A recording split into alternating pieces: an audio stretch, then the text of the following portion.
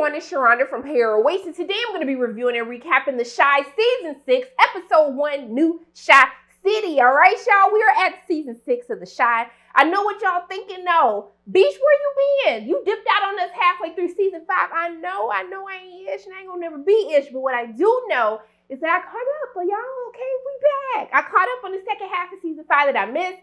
And I promise I'm going to do right by y'all this season, okay? We're going to review every single episode, all right? You got my word right now. I'm looking in the camera. This my honest face, okay? I'm going to make sure I do it, all right?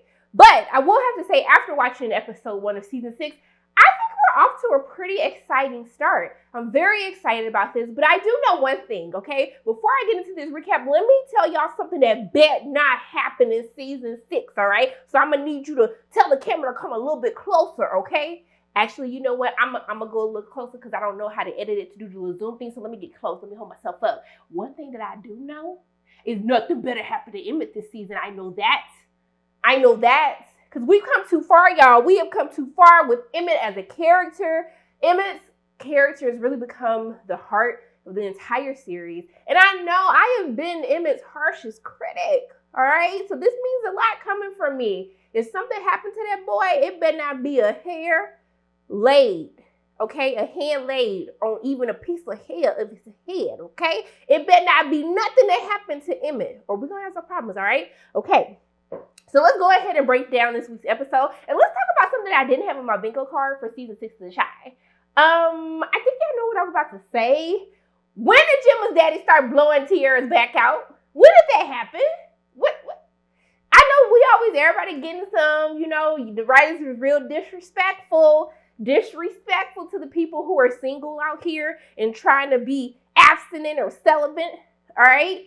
And y'all just gonna open the episode with everybody getting their black backs blown out. I just didn't understand. But then when we cut to Gemma daddy, when we cut to Marcus blowing out Tierra back, I was like, hold on, wait a minute. When did this happen? Did I miss something? No, because I just caught up on everything. So season 5 was fresh in my head. Huh? What? Why was we doing all of this? And then on top of that, my man had the audacity to be loud about it. Like loud, like bed hitting, banging on the wall, Gemma fighting for her life, trying not to hear nothing. Y'all, like, sir, what are you talking about? Why are you doing all of that? And then he came back. You see, after he walked Tierra out, he had a little pep in his step. I said, okay, baby, I see you ain't using that. I see you ain't using that cane no more. That cane didn't stop you from blowing Tierra back out. All right.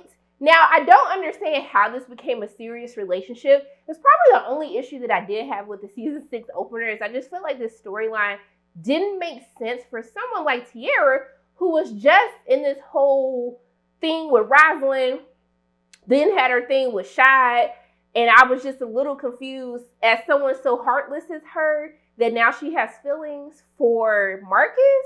I feel like there has to be a hidden agenda to all of this, because it just doesn't make sense from a character standpoint. Tierra has no heart, no soul, okay? Like, I'm all for you. She just I'm gonna get my back blown out because I need a little bit of maintenance and I'm gonna keep it moving.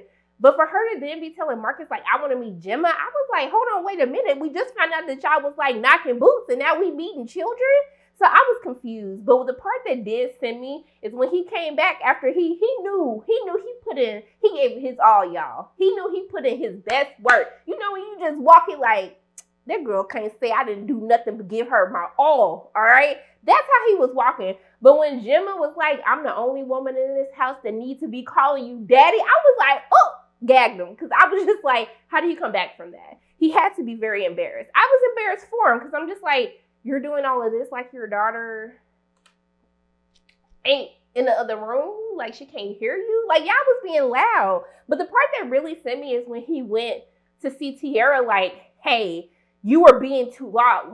My daughter heard us. I was like, you act like I was the blower of the backers. What do you call it? I was the back blower. You was blowing my back out. So if you didn't want me screaming, Zaddy, if you didn't want me screaming that so your daughter couldn't hear, then maybe you shouldn't have been blowing my back out like that. It just didn't make no sense. I was like, how you gonna blame her when you was the one doing the crime? So I was just a little bit confused about that. But then when she was like, I don't want to be a secret. I'm not just your F buddy. that don't even make sense for Tierra, once again, to be somebody who would want to be like, I want to be more. It was just, the whole thing was just weird, but the whole thing sent me. And then later in the episode, she meets Gemma, and it didn't go too good because Gemma just got up and left. She's like, I ain't got to listen to this hoe. She ain't calling her hoe, but in her head, like, I know that's what she wanted to call her. But it was just weird because then he was talking about, I have love and respect for the both of you. So I was like, love. And then Gemma was like, love. And Tierra was like, love? Like, she got excited. And I was just like, I don't know. Let me know in the comment section below. What did you think about that? Do you think it's weird that all of a sudden they're smashing? Now they're in love. Now she's meeting Gemma. Now they're like moving real fast. I don't know. But speaking of Gemma, let's talk about her and Jake, who, you know what? They've grown on me. I don't think I was ever able to get over the betrayal of how she started messing with Jake when she was with Kevin.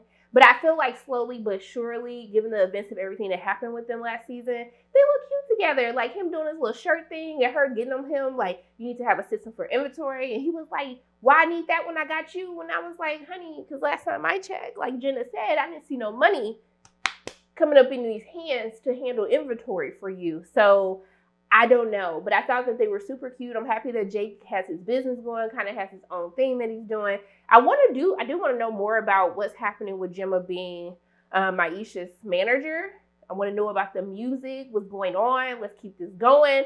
But so far, so good with them. Let's go ahead and talk about these other kids, okay? Let me talk about my favorite kid, Papa, okay? Because one of the issues that I have had these past couple of seasons is that Papa just really has not had a storyline for himself. I just want there to be more for him. I do like that he be clowning the hell out of Bakari. He really be coming for his neck, and the way Bakari just be letting it go because he knows, like, bruh, you would be homeless if it wasn't for me. You know, it is what it is. But Papa got his little eye on a new little tenderoni. I just aged myself, but it's okay.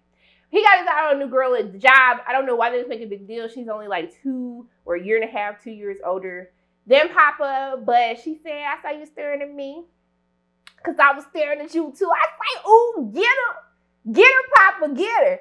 So I love that while Kevin's having this kickback, which we're going to talk about Kevin because his whole storyline is so funny to me. But basically they're having this whole conversation like, you know, Bakari's just a hater. And he was like, you doing too much. You already follow her, liking her pictures. You don't need to send her no DM. And then Maisha was like, oh, so we like older women now. And he was like, well, since you ain't got no time for me. And I was like, get her. Because like, Maisha, I ain't forget about how you did my boy Papa. But I'm going to let it go because you needed to focus on yourself. So you always got to put yourself first.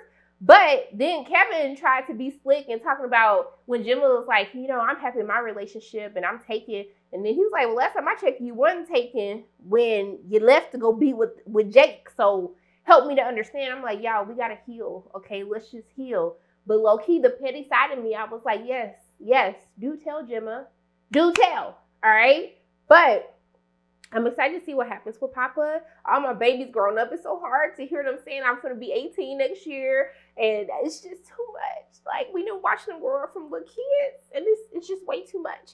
But what I will say, also too, I actually interviewed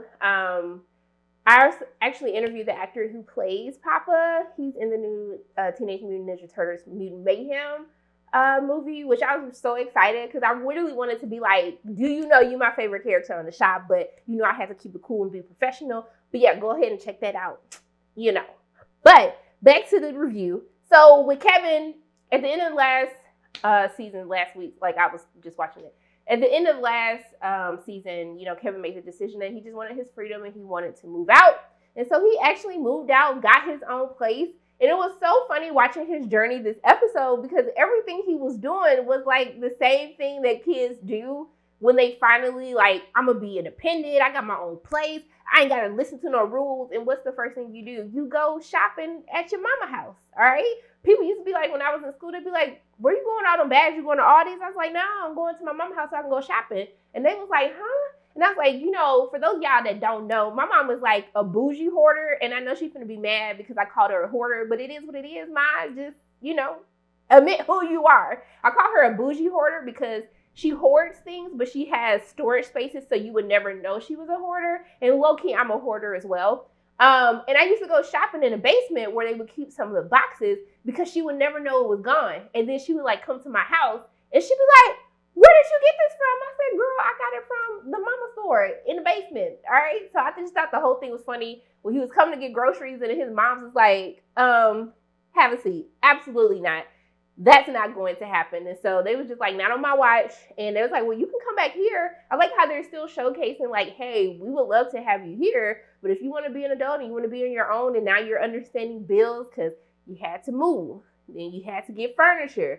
You probably going to go a couple of weeks, months without furniture. You got to pay first, last month, deposit, all these things. I was really trying to figure out how he got a rental application. I don't know if you could be 17 or if you need a co-signer. We'd love to know that. But yeah, but it did work because, you know, you don't need furniture. When you have a kickback, you're supposed to move all your stuff out of the way. I used to put trash bags. I don't know, we was probably some little fast kids, but I used to put trash bags on the wall. So when people was like bumping and grinding, they didn't get their little jean stains. You know, just food for thought. If you needed a tip, here's a life hack for you. But when she was clowning him, I was like, you ain't got no internet, you ain't got no furniture, but you finna do a kickback. Where are our priorities? Because it's not making sense to me. But we do find out that later in the episode that Maisha and Kevin, who I've always rooted for Maisha and Kevin, they always had great chemistry. He was just too immature to see what he had in front of him. And she asked about his girlfriend, and he was like, she dumped me because she couldn't see herself being with a Virgo longer than 3 months. I think I can speak for all of us, and we never cared about Kevin's love interest. It just felt, it's just random, but you know, it is what it is, okay? But they end up, he asked about Papa. She was just like, I always love Papa, but you know, I just think that we're better off as friends. And then they share a kiss. So now I'm going to have to stand them again. But what I do know is you better not get her pregnant. You better not get her pregnant. She has dreams.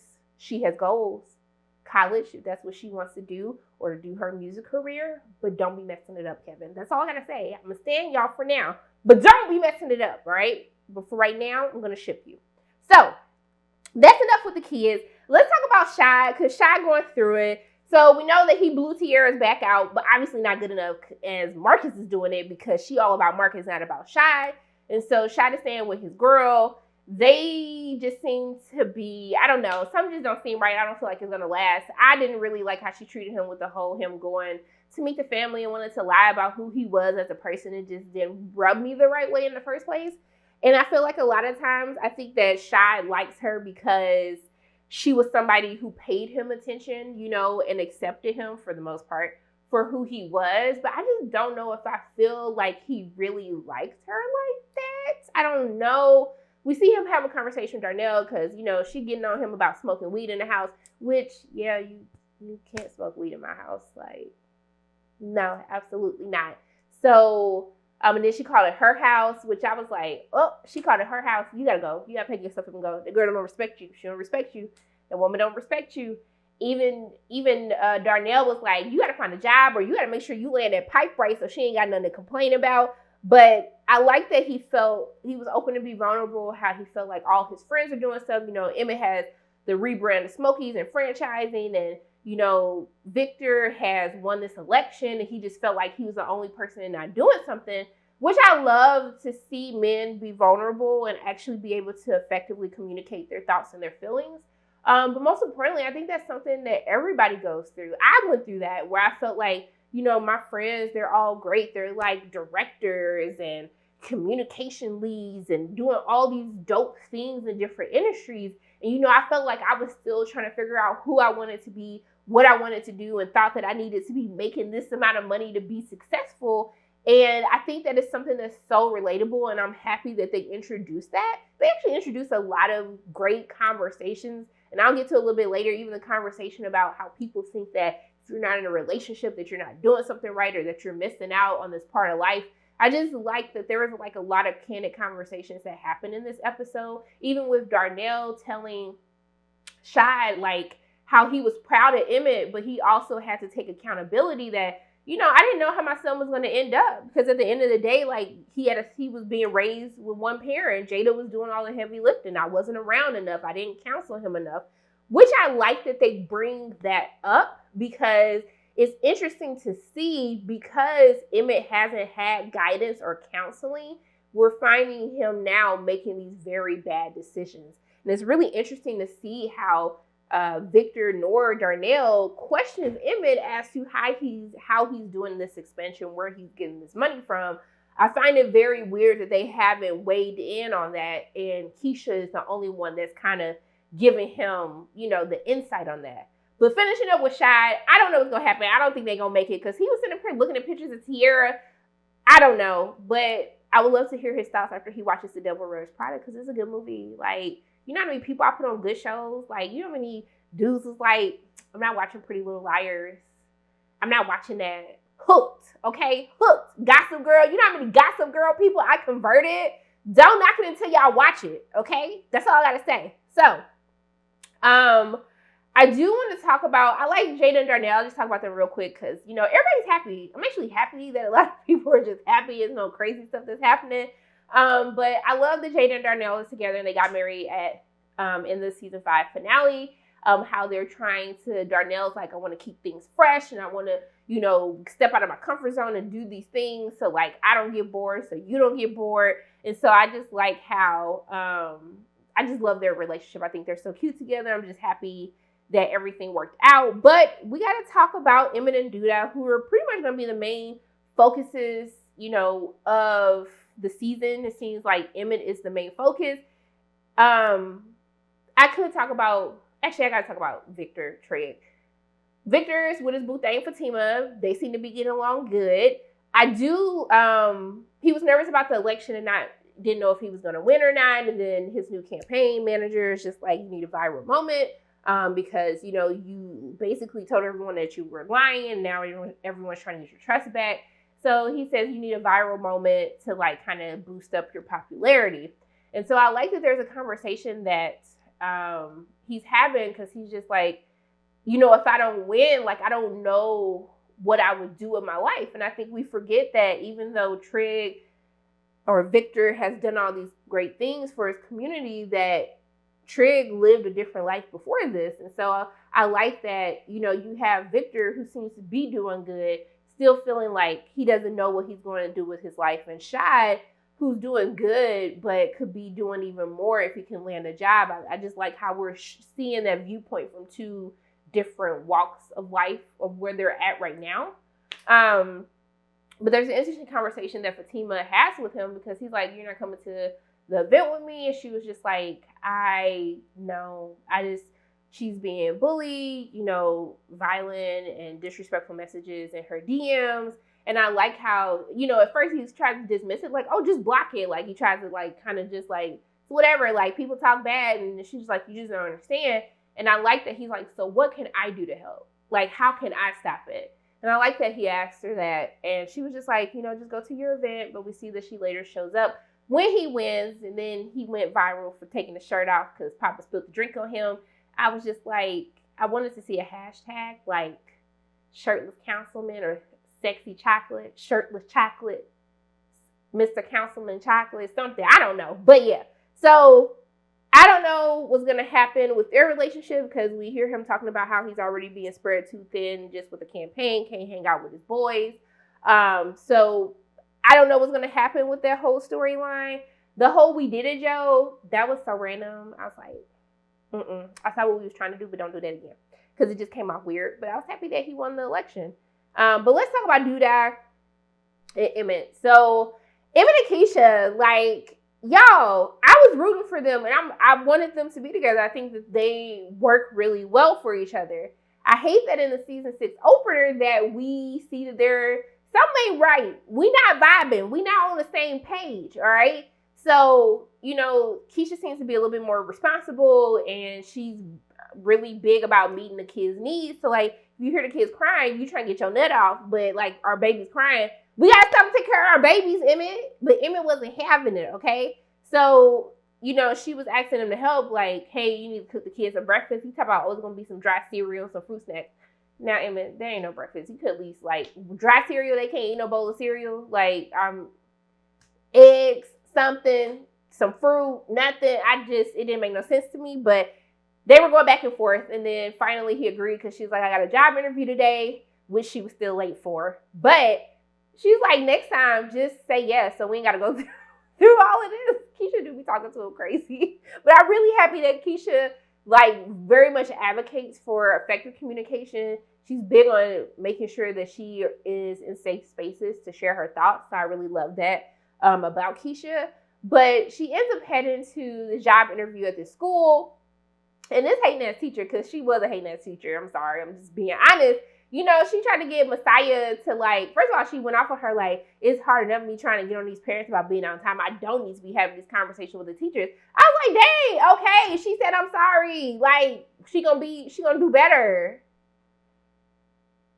She was getting on my nerves from the jump, okay? Keisha shouldn't have been late, but she was getting on my nerves from the jump. Then when my homie Messiah, okay, was minding his business, all right? And she just volunteered him to read in front of the class. And he said, I ain't doing nothing. And I was like, now who, Messiah, you can talk to the teacher like that. But also, too, hating teacher, why you put my man on the spot? And I was happy that Keisha, even though I still felt like it was a little bit out of line if you're trying to get a job that you don't have yet. But she was like, I just feel like it's better that we encourage children. Most of the time when they're saying no or being defiant, it's because they're insecure or they don't feel comfortable, you know, about something. And so she wanted to try a different approach. And the hating teacher was going to be a hater till the day she died. And she wasn't about that life. She told her no. And if this don't work for you, then you don't need to be there. And I was like, huh? What you say to Keisha? Say it one more time. Say it to my face and see what's going to happen. So Keisha ends up having like a little side conversation with Messiah. Talking about like, hey, Messiah, like, do you want to read this page for me? And my friend, 10 out of 10, okay? And he summarized what was going on with Miss Claus, okay? So I was just like, see, Messiah can read. And you see the little hating teacher, she looking from across the room. Yes, Beach, because you was wrong and Keisha was right. All right? But she ends up getting a job, so I was really excited for her. But Emmett messing up, y'all. Emmett messing up. So Douda, he's so fine. Douda, he ended up pick up Emmett. Emmett's in up here walking to the Smokies thing. He picks him up in the car. He takes him to get fitted for a suit. Got Emmett looking all nice and stuff. I was like, okay, Emmett, I see how you been. I see why you got 3 different baby mamas and then a new girl because you got 4 girls. But yeah, I see how you was pulling them. Emmett looking all fresh and so clean. But we see that in the episode, he ends up meeting with Tiff's boo Rob, who was Q's uncle. And he basically Douda's trying to incentivize him to be like Emmett. And then Rob was like, don't you ever compare me to him. And I was like, I feel like Rob is bothered by Emmett. We're going to talk about that car, but he is bothered by Emmett, okay? I do think that I feel like Rob's going to try to kill Douda because I think Rob knows that he's responsible for his uncle's death, even though he's trying to play it off. Douda's trying to incentivize Rob to make 15% if he tries to sell more because Douda, Q and Rob came for money, so that's why it's not that big of a deal. But we see that, let me go back to Emmett because I'm mixing everybody up. So Emmett gets clean and he with Nuck If You Buck and he with Bakari and they're getting tailored suits. Everybody looking all nice. I was like, okay, hey, Nuck If You Buck, because I'm buck for you, Nuck. Okay, I'm sorry. So Nuck ends up handing Emmett his gun, like, hey, hold this, and then Emmett's getting these glimpses like, yeah, you think Douda cool, he's just an investor. Like, but Emmett, you have to know that there's something more that comes with this. So he ends up getting him like a new car. And we see that, you know, he shows him and Tiffany are having a conversation. He dropped her off or was showing her the new car.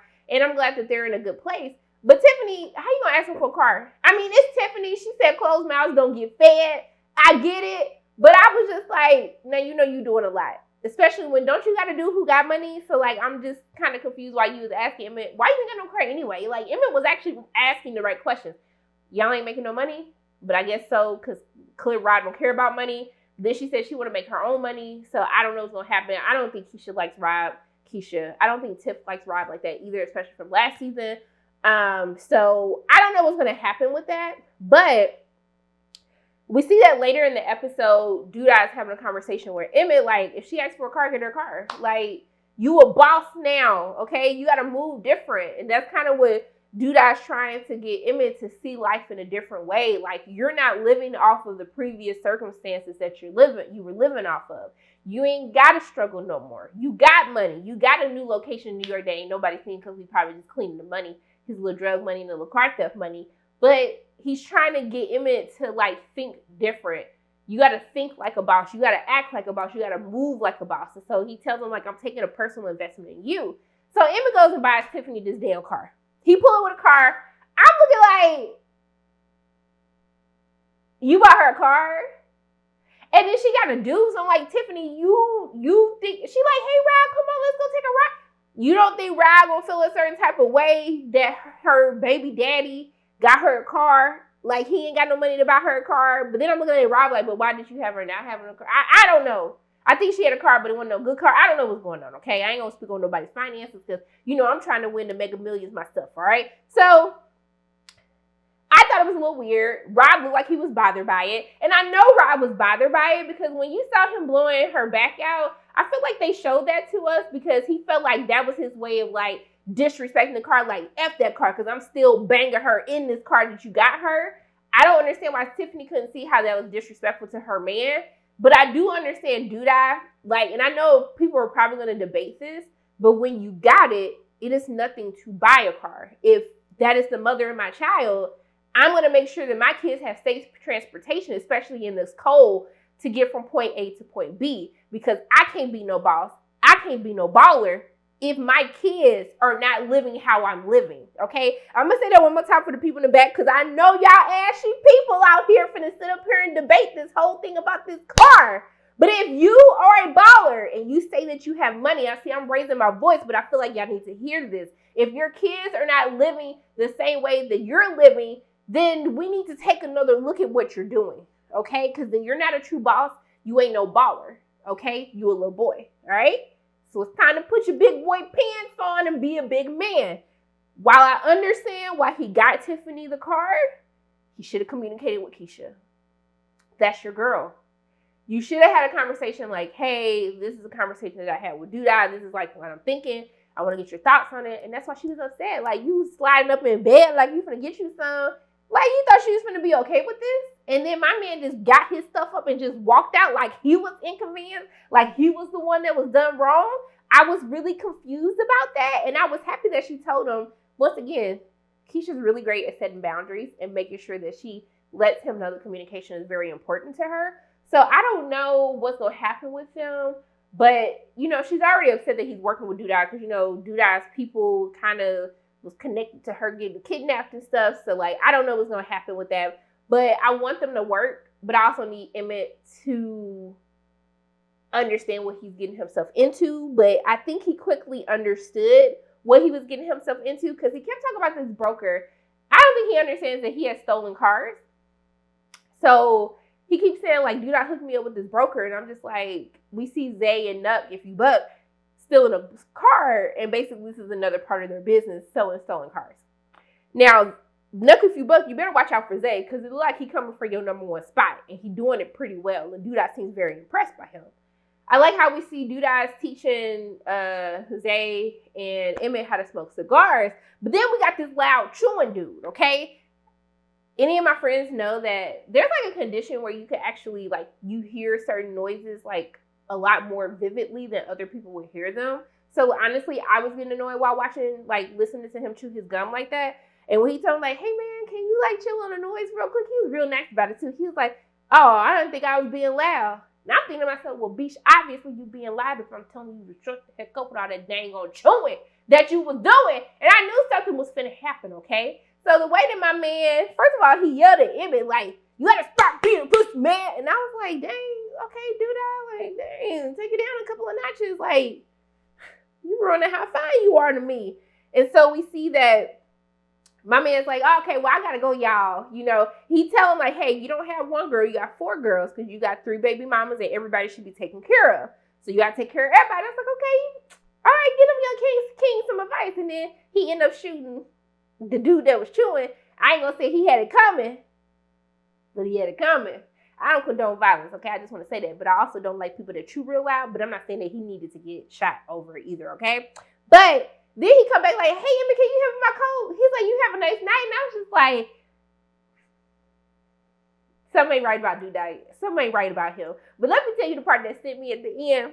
So Tracy, another part that I like, you know, Tracy and Nina and Dre and Jada, they having that girl talk and stuff, and Tracy talking about how I just want to be by myself. I want to love myself. And, you know, every time you get out of a relationship and you secretly want that person, but they ain't doing right, you got to talk about how I'm just going to love myself. If you can't love me the way that I deserve to be loved, I'm going to love myself. I was like, okay, girl, we see how long that's going to last, especially with somebody like Douda. Shoot, abuse me. I'm sorry, let me stop. So she talking all that mess, right? And then he come over, she telling him like, you know, I'm just need some time to myself right now. And then he was like, I miss you. He's like, you don't miss me? And then he grabbed her. I said, I know this bitch finna fold, because I folded just hearing him say, you don't miss me. I miss you, Douda. I miss you, Otis. Okay, I'm sorry.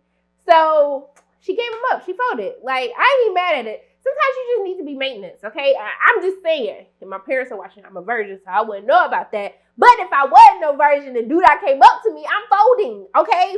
Blow my back out right now. Here, right? Look, you ready?